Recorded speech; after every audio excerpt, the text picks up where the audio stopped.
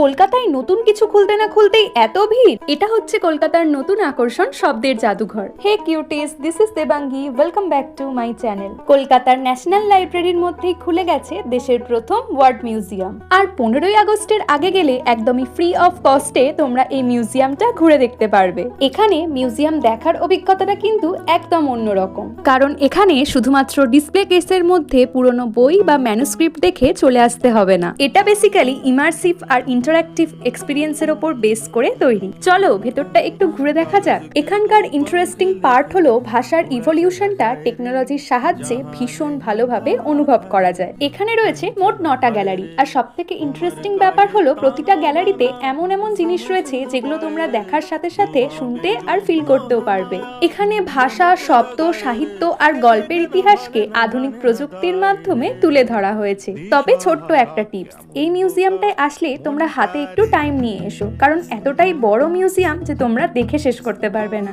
দেখো, ভিড় এড়াতে হলে কিন্তু তোমাকে উইকডেজেই আসতে হবে, তবে মনে রাখবে মানডে এটা ক্লোজ থাকে। মিউজিয়ামের ভেতর আর বাইরের অ্যাম্বিয়েন্সটা এতটাই সুন্দর আর অ্যাস্থেটিক যে ফটোজেনিক মানুষরা এখানে এলে কয়েকশো ফটো ভিডিও তো করেই নেবে। এই মিউজিয়ামটা খোলা থাকে সকাল 10টা থেকে সন্ধে 6টা পর্যন্ত। আর ন্যাশনাল লাইব্রেরির 5 নম্বর গেট দিয়ে ঢুকলেই একদম সামনেই চোখে পড়বে এই মিউজিয়ামটা।